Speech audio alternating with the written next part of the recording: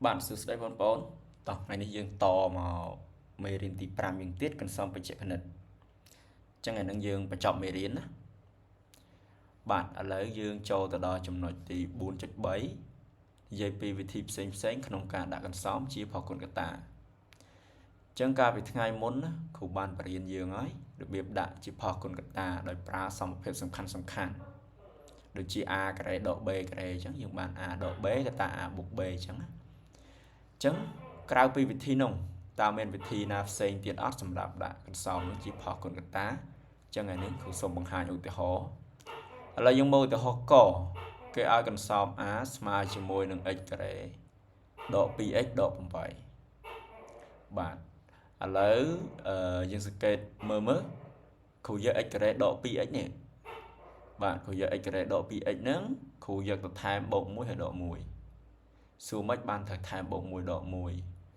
តែពិតបើយើងមើលតម្រងអានេះគឺ a ការ៉េអានេះដក2ដង ab អញ្ចឹងយើងត្រូវថែម b ការ៉េអញ្ចឹងដើម្បីរក b បានបងអូនត្រូវយកមេគុណកន្លែង x នេះចែក2ណាអញ្ចឹងយើងមាន2យកទៅចែក2បាន1អញ្ចឹងបងអូនត្រូវថែម1ការ៉េហើយដក1ការ៉េវិញតែដោយសារ1ការ៉េវានៅតែ1ដដែលអញ្ចឹងយើងសរសេរលេខ1មកបានហើយដាក់1ការ៉េទេអញ្ចឹងបងប្អូននៅចាំអត់បាទរូបមន្តយើង a ការ៉េដក2ដង ab បូក b ការ៉េចេញអីចម្លើយគឺចេញ a ដក b លើកជាការ៉េអូខេអញ្ចឹង a កន្លែង x ការ៉េដក 2x បូក1ហ្នឹងគឺវាចូលទម្រង់ a ការ៉េដក2ដង ab បូក b ការ៉េហើយដែល a យើងគឺស្មើ x ចុះ b យើងប៉ុន្មាន b យើងគឺ1នេះណាអូខេអញ្ចឹង3តួនេះគឺបាន x ដក1លើកជាការ៉េហើយដក1នេះរក្សាទុកដដែលអញ្ចឹងយើងប្រើប្រាស់អាកន្សោមនឹងណាដើម្បីជំនួយនៅក្នុងការដាក់កន្សោម A នឹងជាផុសគុណតាដោយសារតែវាមាន x ការ៉េដក 2x ដូចគ្នានេះកន្លែងនេះតោះឥឡូវយើងចាប់ផ្ដើមធ្វើកន្សោម A មកអញ្ចឹងយើងយកកន្សោម A មកទៅសេមកគ្រូបាន A នឹងគឺស្មើនឹង x ការ៉េដក 2x ដក 8អូខេអញ្ចឹងគ្រូថែមបូក1ដក1ដូចមិញហើយអាដក 8នេះនៅរក្សាដដែលបាទបន្ទាប់មកគ្រូសេដដែលមកវិញណាគឺគ្រូបាន x ការ៉េដក 2x បូក1ហើយចំណែកដក1និងដក8នេះបាទយើងទូទាត់វាមកគឺស្មើនឹងដក9 x ការ៉េដក 2x បូក1នឹងទៀតសោតនៅខាងលើមិញគឺយើងបាន x ដក1លើកជាការ៉េ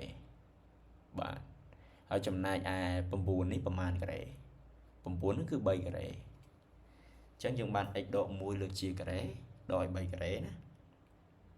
អូខេមកកន្លែងនេះយើងសង្កេតមើលអា x ដក1លើកជាការ៉េនេះហើយដក3ការ៉េនេះអញ្ចឹងវាចូលទម្រង់ a ការ៉េដក b ការ៉េណាហើយរូបមន្តនឹងគឺបាន a ដក b កតា a បូក b ខេណាអញ្ចឹងពេលហ្នឹង a របស់យើងប្រមាណ a របស់យើងពេលហ្នឹងគឺ x ដក1ចំណែក b យើងគឺ3អញ្ចឹងបងអូននឹងបាន x ដក1ដក3កតា x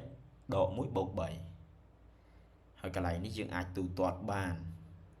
ដក1ដក3ខ្លាចទៅជាដក4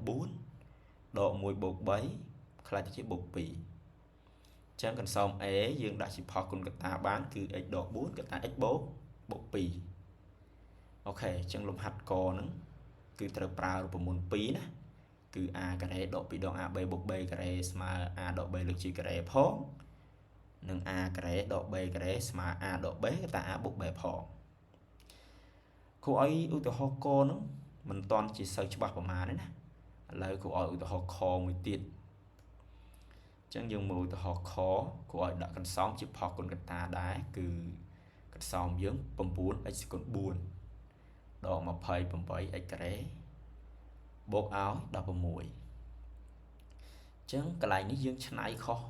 ពីមុនបន្តិចអាមុនយើងឆ្នៃលេខថែមនៅខាងក្រោយតែកន្លែងនេះគ្រូបំបែកអាដក28នេះ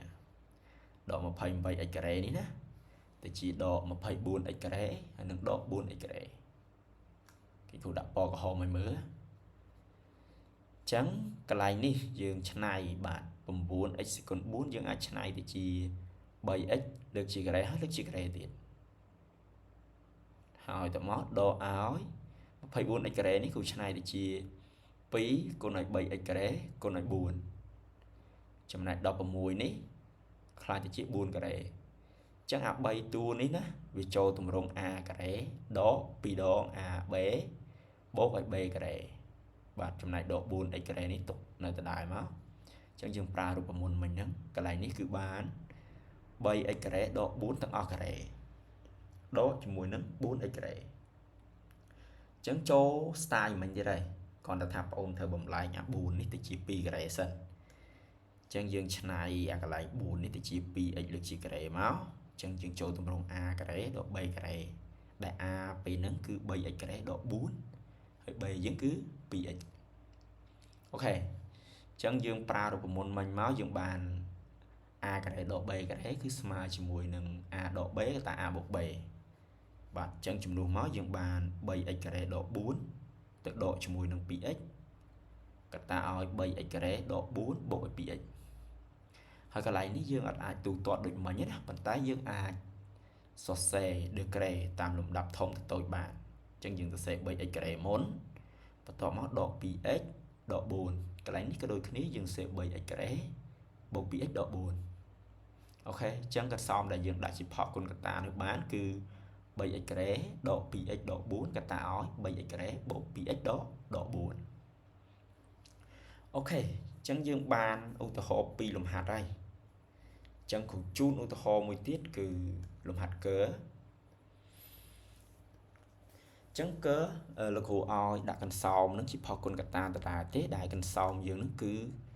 3x ការ៉េដក 4x ដក 7កន្លែងនេះគ្រូបំបែកណាបំបែកតួកតាដូចមិញដែរប៉ុន្តែដោយសារតែលេខនេះវាស្រួលបំបែកទេអញ្ចឹងកន្លែងដក 4x នេះកន្លែងដក 4x ហ្នឹងគ្រូបំបែកទៅជាបូក 3x ដក 7x អញ្ចឹងបូក 3x ដក 7x ស្មើដក 4x ដូចដើមវិញណាហើយកន្លែងបំបែកហ្នឹងយើងមើលមេគុណរបស់តួខាងមុខណាគឺ3អញ្ចឹងគ្រូបំបែកយកលេខ3ហើយតួខាងក្រោយគឺដក 7អញ្ចឹងគ្រូបំបែកយកដក 7ដែរអូខេបងមើល 3x ការ៉េបូក 3x ហ្នឹងពីរតួហ្នឹងមានប្រមាណដូចគ្នា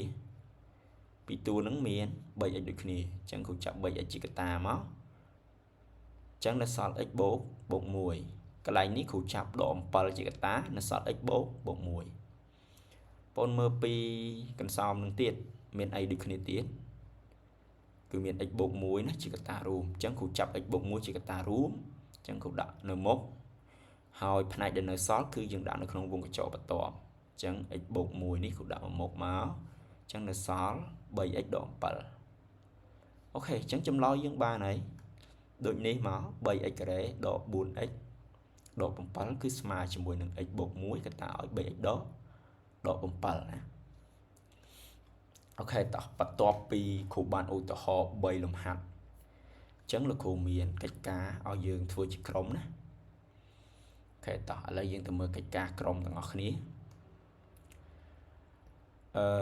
លំហាត់របស់យើងលោកគ្រូឲ្យចូលដាក់កន្សោមខាងក្រោមនោះជាផកគុណកតាអញ្ចឹងក្រុមទី1ធ្វើលំហាត់កណាសមីការយើងគឺ x ការ៉េដក 4x បូក 3កន្សោមលំហាត់របស់យើងតទៀតគឺលំហាត់ខគឺ 4x ការ៉េបូក 12x បូក 5បាទបន្ទាប់ទៀតគឺ a សេគុណ4បូកឲ្យ 2a ការ៉េ b ការ៉េបូកឲ្យ b សេគុណ4ហើយខគឺ 4x សេគុណ4ដក 21x ការ៉េបូក 9 ង 6x ការ៉េដក 5x បូក 1ហើយចគឺ 2a ការ៉េដក 3a ដក 9បាទអញ្ចឹងគ្រូបានបែងចែកជា6ក្រុមហើយអញ្ចឹងចូលបងអូនដាក់លំហាត់របស់យើងនឹងជាផកគុណកតាតាមក្រុមនីមួយៗអូខេតោះចាប់ផ្ដើម